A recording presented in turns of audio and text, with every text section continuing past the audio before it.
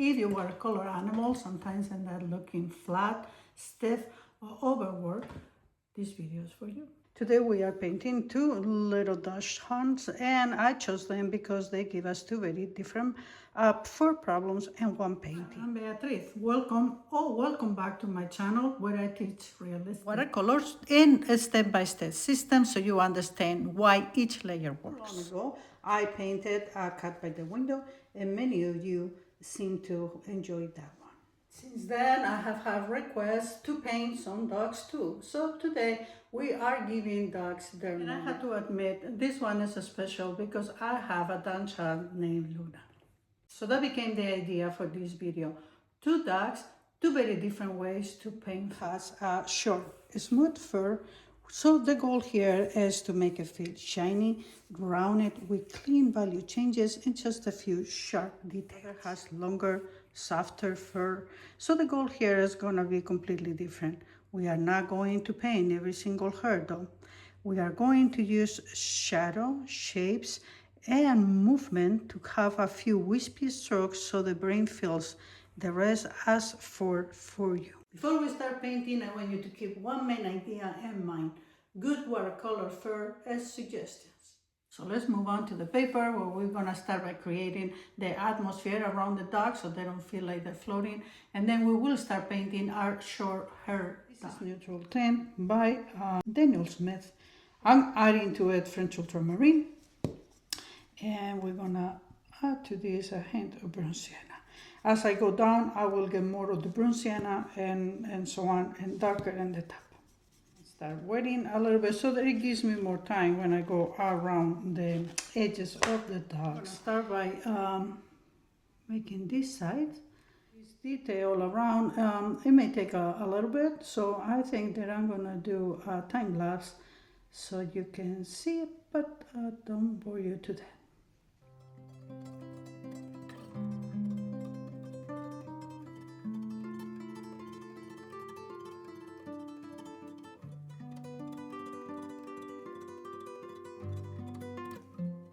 Part over here, I'm going to start bringing a little bit more of the brown sienna. All is wet.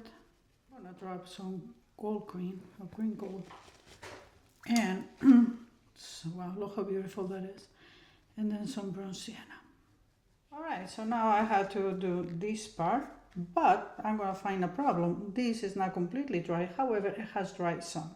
So if you find yourself in a situation like this, best thing to do is dry it all. And once it's dry, then come back and do this other part, which is what we're gonna do. Just this ear looks a little bit weird, so it's gonna come up. Okay, it's gonna be some hair this way, and then it will come like this. All right. So I went, and sometimes it's good to show you how to fix a mistake. I went a little bit too dark here. Come with the water. Let this one dry. I'm gonna re-wet. Okay, so wetting up a few places, make it a little bit darker here or there. We move on to do this size. Darker. I want this part lighter. Get the gold green, drop it around here as well. Original colors and let them blend with my cerulean blue, and I'm gonna start building some of this. I want this to be light too, like the light is hitting this way. We're gonna switch to brown sienna, and we're gonna start bringing it here, let them blend in the papers. I'm gonna finish the underpainting of the surroundings of the dogs. I'm coming with yellow ochre, a little here, and this other part is going to be on gray. This cerulean blue just come with the same color, and that will probably give us enough of a gray. Now it's time to start painting our dogs. I'm making myself a very diluted mix of quinacridone gold with a little bit of Indian yellow. I want a light. I'm gonna start, because I start with a very, very good drawing. I don't put every detail, but I do mark my lights, my places where I wanna have lights and darks. In watercolor, it's better to start doing those decisions before you actually put the paint on it. It's gonna help you. So you are interested on having the reference pictures of the tracings, they are in my Patreon. The point here is to be very light with this first layer. We don't want nothing heavy yet. This is what is going to be the light, and we're going to build this in little layers. Obviously we're going to need to have two different techniques for these two different type of hair. I'm going to start building the layers now. Bronze sienna diluted, and I added a little bit of magenta. We're going to start building our layers. So I am building where the shadow is going. More bronze sienna now. We're also building the shape by the direction of our strokes, and also by having already where some of our shadows and our darks will come. But I continue to go with very diluted colors so my paint doesn't start to feel heavy from the get. Still had to come with another round. So let me put this little leg here, and I'm gonna let all of this dry and come back for more detail. I'm gonna go ahead and I'm gonna put a very light underpainting so my other dog is not all white. With kind of like a very diluted red sienna, a lot of water, tons and tons of water. Just gonna cover the whole area right now. I mix bronze sienna with neutral tint, and then I make kind of like a chocolate kind of color, dark brown, and then we're gonna put a shadow right here. And then we're gonna bring some of that shadow up here. Then just go with a brush that only has water, tap it up, and then let them bleed into another. Let's put a few of these, as if it is wood, a little bit of this with the dark brown, thin lines here or there. And let's just darken this a little bit too with this mix.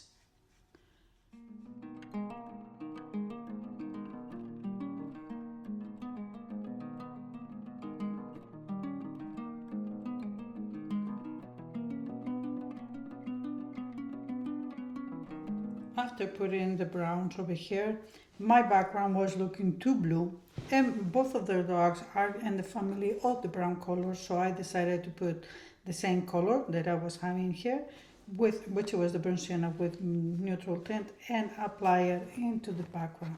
And now it looks more cohesive, like the painting is more put together. Continue to build some of the details for our smooth hair.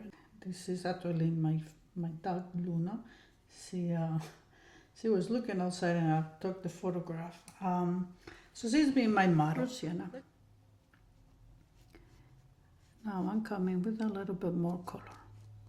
And by putting these shadows, and it's telling us where the light is coming, but it's also allowing us to build the shape of the head. Actually, this inside should have a little bit of magenta, too much. And that gives a little bit of that transparency of the ear being against the light. Okay, continue to build the lights with the darks. This is all about light and shadow.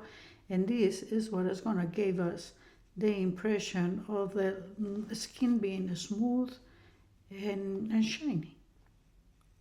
So I'm continue to build. I'm just using bronze sienna, as you can see. What we're concentrating here with is the directional strokes and allowing for the light and shadow. Wherever I see light and shadow, I leave some unpainted, just let the underpainting show through, or put paint. And this is how I'm building the shape of the dog and the skin of it, which is, in this case, when they are the smooth ones, are very, very shiny.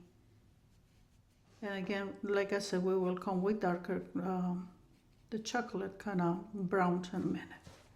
Sienna. Still, I'm using a very diluted. It's thin. I'm not going with thick paint yet. So at this point, I'm building the midtones of our long hair Winnie dog, And all this part here is going to be in shadow. So I'm going to come with the mid-tone and all of it. For these mid-tones that I'm using for this dark are raw sienna, very, very diluted. And I added a very tiny little bit of permanent rose. We are building form with it, but we are also giving us a good transition. So when we put a darker tones, they don't feel like disconnected, too sharp if it was only against the lighter color. I'm coming with the same color. I put a little bit more on the warm side of the permanent rose, and then I just applying a second layer of the same color. Just because it's going on top of the other one, it makes it look a little bit as if it is a little bit darker. Making myself a gray with some of the original colors and some burnt sienna that I did that. I want to put some of the shadows for these doggies. And I'm not going to go full strain yet. I'm just going to mark them so that it makes more sense. It's going to make more sense for my eyes and yours. So we're gonna finish this painting. Last pass is gonna be the darks. I'm gonna make a chocolate color by mixing the brun siennas of Winsor and Newton with the one by Sminky and one brush with water, one for blending. I have a big dark here separating the ear from the head. Most of the detail is gonna be around the heads, obviously. I put the dark color. I go with my damp brush and then I get a transition. I blend, build. I'm building with the shadows, the shape of the head. Here comes this way. Because it's fold, so we see the fold and the back, and then the ear is flipped to the front.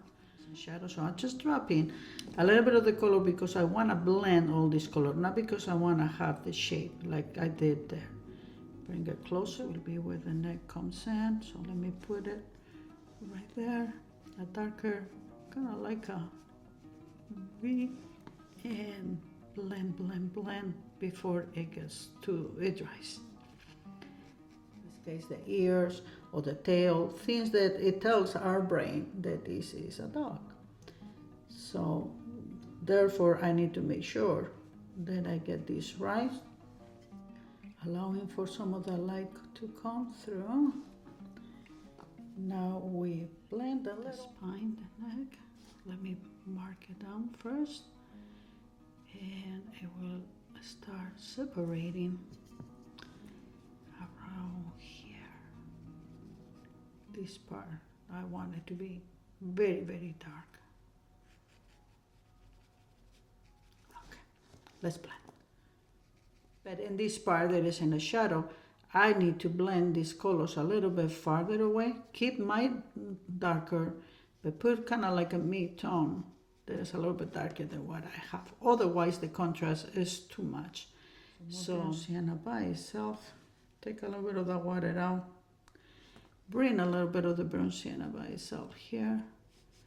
A little bit here as well. And then, yes, it goes now here from more to less. It's important to have this soft transition, okay? These ones over here are gonna separate the body from the leg. It comes like it's turning the hip, but over here it will be starting to go round. So go from the round to the straight and have them met, then blend. I'm starting to come with some of the darker tones, perhaps not as dark as I will go at the end, we'll see. So let me show you. You see, I'm painting shapes, but when I paint this shape, instead of trying to paint every single line or everything, then that's where our painting looks fresh and more natural. Look at this. Our dog looks pretty realistic without having to paint every single hair. So try to look into your subjects as shapes. I just put in all my darks. I think that you already saw enough. Basically is I put the darks and I follow the contours. So I'm gonna, we still have to do our other one, so let me put a time lapse for this.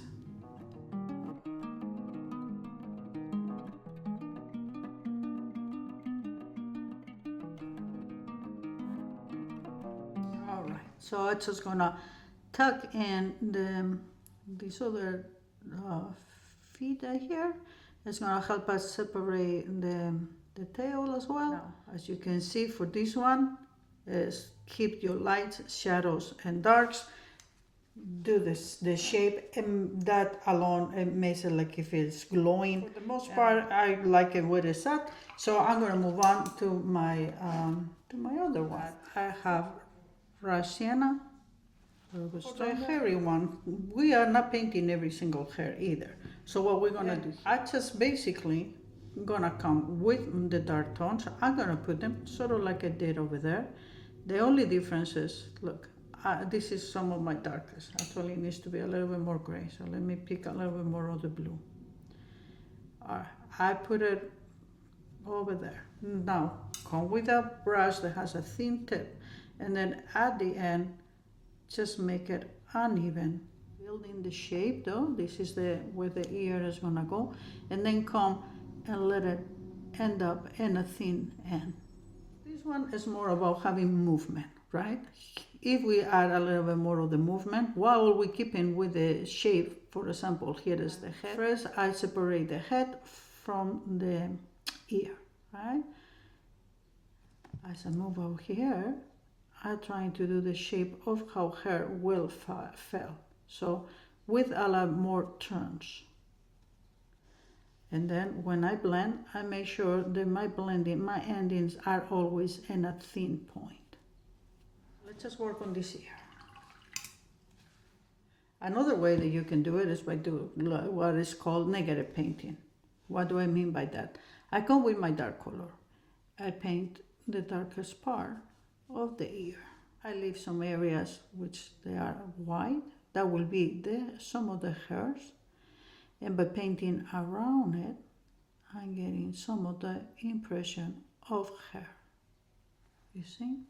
If I come with a little bit darker, and then I blend the dark into the other one that I just put, the white areas or the hair areas that I left, they become even more prominent. You get to see it even more.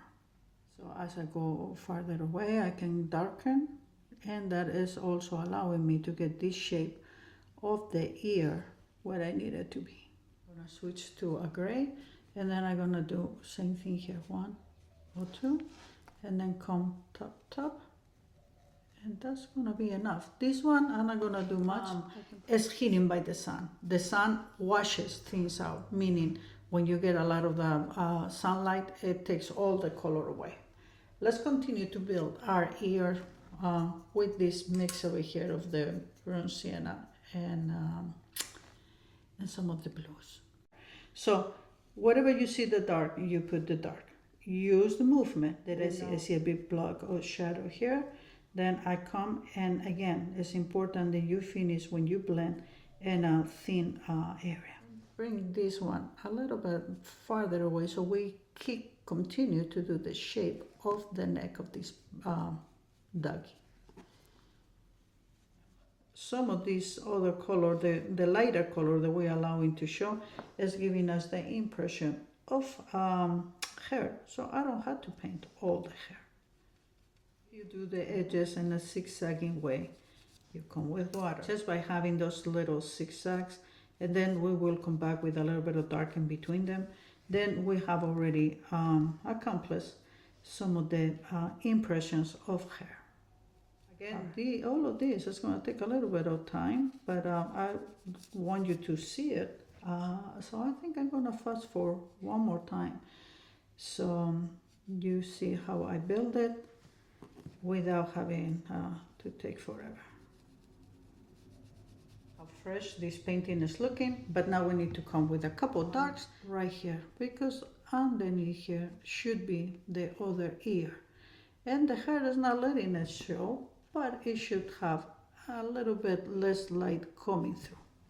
So to make our neck turn a little bit more too. So let's see, it should have a turning point right here. Let's just do one this way. Zigzagging, zigzagging. First we'll build the grays. Then I come with my colors that are gonna be lighter. Put some here and there. And now bring them up. I have the big shadow out there, and then I need to have another shadow around here. We're gonna cover all of these. Let's just bring some of that out here as well. Blend, blend, blend. So now we just need to put a couple of these lines, and we got a furry dog. I'm anchoring my dogs by coming with the shadows. I need to have them darker. This is indigo with a little bit of the browns that I was using.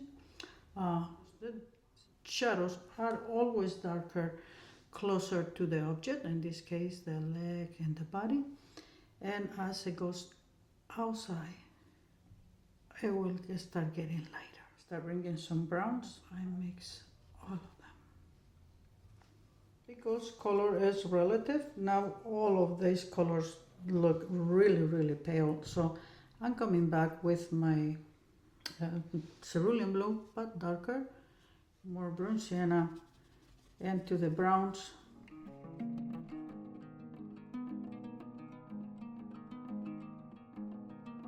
My tail felt like if it was a little copy and paste, so I put some of the colors of the shadow inside, and that has helped quite a bit. We need to darken these shadows as well. This one, I'm just gonna come with Payne's Gray.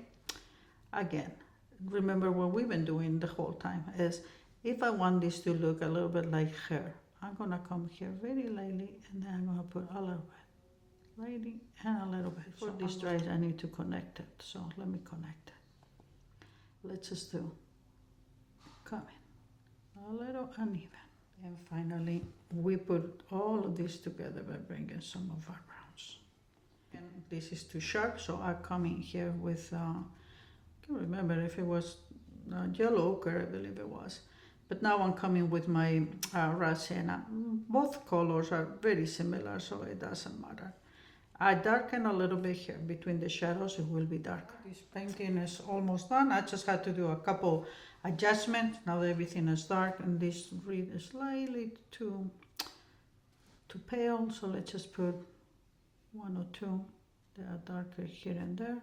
Oh, I forgot, I was gonna do something with this tail, so it's not done yet. Number one, this part should be in shadow. So I'm gonna come with gray, and then I'm gonna put all of these with a gray tone. You see how the tail, by putting the shadow, it's just like it's going like that and then laying flat. If you wanna make a little bit more of that standing up, you can come with a little bit of brown. All right, so now it turns even more. Now I'm coming with a mix of cerulean blue and neutral tint. Apply this shadow that it will be here, and we'll call. Now I'm calling this painting done. As always, paint along packets, reference and tracings are in my Patreon, link below. I hope you learned something out of this one. I thank you for being here, and I will see you in my next video.